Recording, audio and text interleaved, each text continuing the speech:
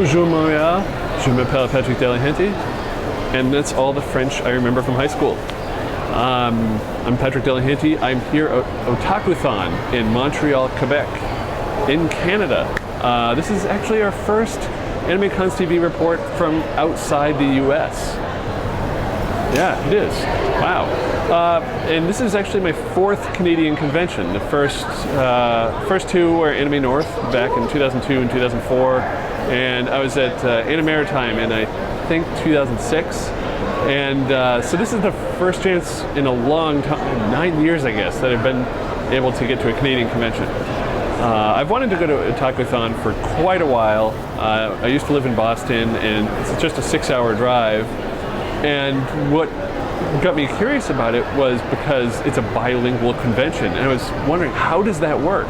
How can they have both English and French at the convention? Well, they've made it work really well. At things like opening ceremonies, you'll have the MCs introducing in both English and French, and then English, and back and forth, so you don't miss anything. Bonjour Otakuthon 2015! Hello Otakuthon 2015! Merci à East to West pour leur super performance. A big round of applause for East to West for their amazing performance. So let's start off with asking, who was here last year at Otakuthon? Qui était ici l'an passé? Les derniers 3 ans? What about the last 3 years? What about 5? 7? Any diehard otaku since 2006? Ben merci beaucoup. That is amazing and thank you. Et cette année marque la 10e édition. We'd like to mention that this year is the 10th edition of Otakuthon. A lot of the panels, it will be clear if it's either an English panel or a French panel, and actually they use the guidebook app, and in there they tell you what language it will be in. In the video rooms there's notes about if it's going to be English subtitles or French subtitles, and for a lot of the other stuff, dealer's room, artist alley, it doesn't really matter. Plus, if you're not familiar with Montreal, you open your mouth and say anything in English, conversation's in English from that point on. So if you don't know any French, don't worry about it. It's kind of like a trainer version for Europe. If you plan to go to France, come to Montreal first, test out your French and see how you can get along reading the signs and stuff, but you can always fall back to English if you want.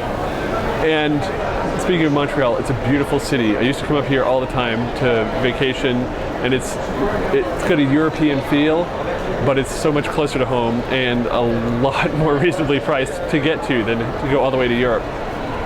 And so Montreal itself is a great reason to come to Otakuthon.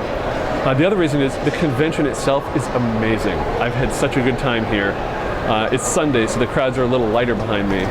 But yeah, I'm so glad that I got to come here.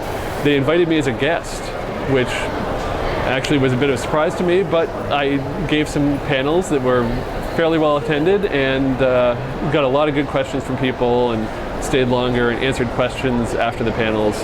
And so I had a really good time interacting with people at the panels. The panel rooms, they're plentiful, and they're large enough for the largest panels you need, or the smaller rooms for smaller panels, and there's such a variety of panel room sizes that it works out really well.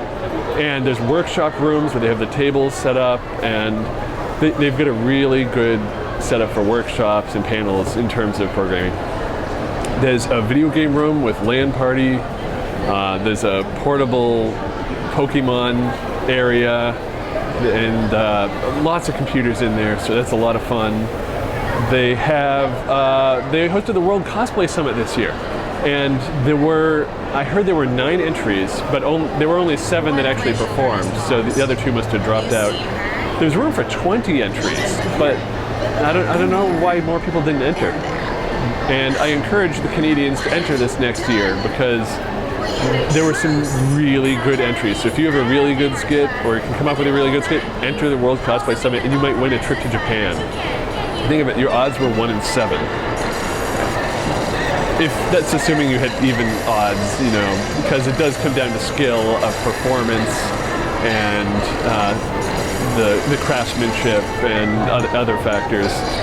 Just general stage presence. Whoever has the best show.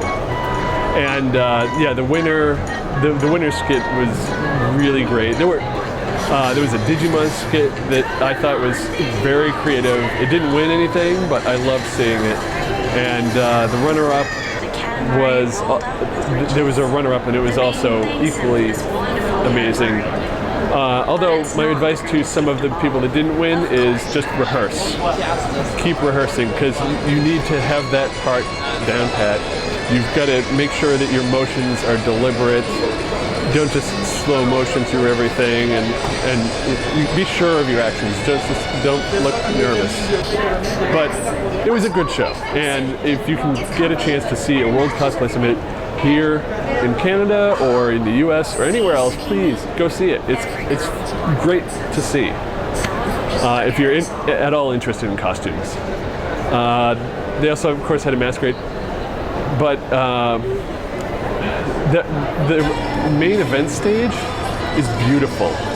They've got the lights, the sound, fog machines with so you can see the lights coming through, and I was very impressed. They got a great sound system, and they put on a great show. The tech crew, top notch here. And speaking of tech, outside the panel rooms, they have the digital signage, so you can easily tell what's coming up next.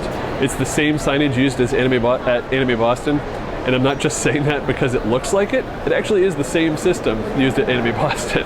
And I didn't know that at first. I thought, wow, this sort of has an Anime Boston vibe going on. And then I found out later, oh yeah, it's the same guy.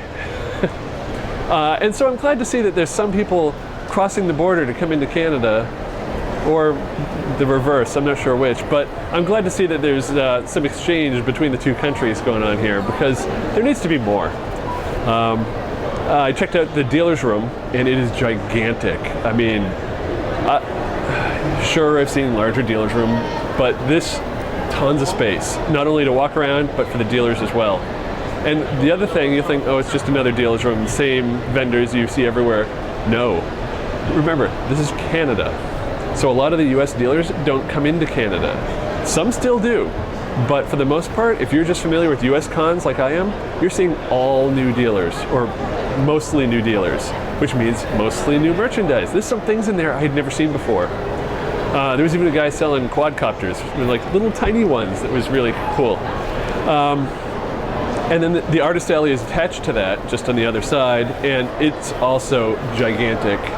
A trend that I've noticed in the US, at least, is that at Artist Alley, a lot of the artists will, or at least some of the artists, will sell pins and bookmarks, and not so much the original art, but the mass-produced, like, oh, I'll just print out a billion buttons, make a button maker, and sell buttons. From what I've seen here, a lot of the artists are doing actual art, like on paper or some flat medium, where you can actually get the traditional, like back in the old days, art. They draw it out themselves, and you're not really just getting a mass-produced thing. And I really like seeing that. And they've all got the huge displays, like built way up. So that's impressive, because I saw it before it opened, and it was just flat tables. And then after it opened, it's like a city rose up. Also in that room, they have tables for the other conventions to promote, and the Nadeshikon in Quebec was there, and Bakuretsu-con was there, and Yelp, and there was at least one other, I forget. Anyway, there's also a cafe in there, and it's just the concessions run by the convention center. But that's not the only food option, because this is right in the heart of downtown Montreal. There's a metro station under the convention center, so you can easily get to anywhere in the city if you want to. And you don't have to go far, though, because Chinatown is a block away, and there's tons of restaurants. A lot of them are full, because, hey, you're at an anime convention, you've got to eat Asian food, and it also is just close. There's also, if you're coming from the US and you want some traditional Canadian food, Tim Hortons is in the convention center.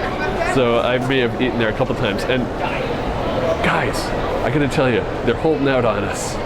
Because Canada has this secret thing where they make donuts with Reese's. And they also have donuts with Oreo. They've been totally holding out on us.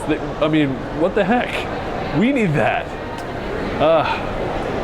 There's also a chocolate chill drink, which was delicious. And I don't know if they have that in the Tim Hortons that are in the US, but there's none near me, so I'll have to settle for Krispy Kreme. Anyway, what else is going on at this convention? There's, I talked about the video game room, the vendors, just the cosplay in general. There's a lot of people cosplaying here, and there's so many really great and original costumes. People are definitely putting in the time and effort. You're not seeing a whole lot of store-bought things. You're not seeing the slap-together stuff. I mean, it's great that people have a good time, but I love seeing that when that people will put in time and effort to create really good-looking costume. They've spent they've put their desire to show their love for some character, and it really comes out. And, there's a big area near the entrance where people will just gather, and it seems to be the main photo spot. But there's also an area outside with a fountain and trees, and a lot of people are taking pictures outside. Plenty of places for photo ops. Even just in old Montreal, if you want some old looking buildings, or if you need trees. If you're looking for some quick photo shoots around the con, plenty of options. Let's see, there's, back to food. There's also a number of places in the basement of the convention center to eat, like a sushi shop. There's, I think it's an Indian food, there's Subway, there's of course the Tim Hortons. There's a convenience store, so if you want to buy just Coke and a bag of chips, they get that. And plenty of other options. And they have a really good round of guests here. They've brought in the bands Angela and Flo. They've got Todd Havercorn, Wendy Lee, Colleen Klinkenbeard, myself.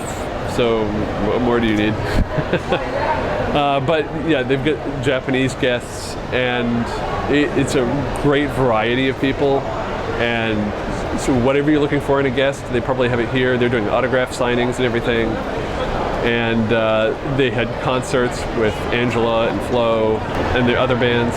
And the hallways, for a convention that's expecting up to 20,000 people, the hallways are not crowded. I mean, this is a Sunday, but it was kind of like this on Saturday too. And that's not because there's not a lot of people here. It's just a really large convention center, and it's really spread out, so the crowds are spread out. The only area you might find a lot of congestion is the bottom of the escalators, where everybody's gathered for their cosplay photos. But for the most part, it's not like a lot of other cons that would have 20,000 people, where there's a big bottleneck. The convention center is open all over the place, so it's not like you have to use one entrance. You can come in by the Tim Hortons, you can come in on the opposite side. All four sides are open, so it is not one big congestion area. So I've had a really great time here at Otakuthon, and I've got to thank their staff for bringing me in, and I'm glad I finally got a chance to check out this convention. But I need more of my friends to come up from Boston. Don't let the border scare you. Go get a passport. You should have one anyway. Come on up to Montreal. It's close. It's faster to drive to Montreal from Boston than it is to drive to Baltimore. And this is it's so worthwhile. Not only that, you get to drive through Vermont, which is pretty. So yeah, come on up to Montreal. Exchange rate's pretty good, at least right now. We'll see what it is next year. And yeah, enjoy the city. Enjoy the convention, make a vacation out of it.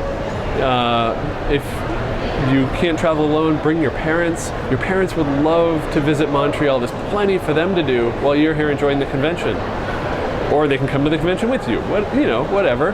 But my parents used to come up here to Montreal all the time to vacation, so I'm sure your parents would love it as well.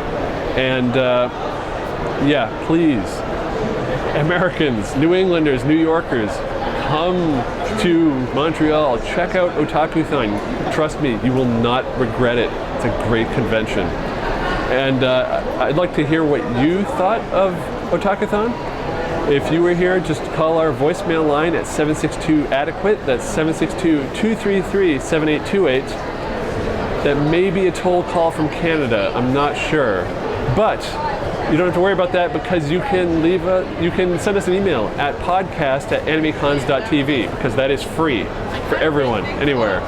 And if you want, you can make a short YouTube video, send us the link and email, and we'll use that on a feedback episode. And love to hear what you thought. If you want to do it in French, we're welcome to that too. And because it's shown me here that it doesn't matter what language, everybody's here for the same thing, having fun, and I definitely had fun, and I'm hoping I can come back some other time and bring a lot more people with me, because it's Otakuthon, and it's 5 stars for me. So, yeah, let us know what you think, and check us out next week on AnimeCons TV when it's our feedback episode. So get that feedback in, voicemails, emails, Twitter comments, Facebook, whatever. Just send in that feedback, and we'll see you next time.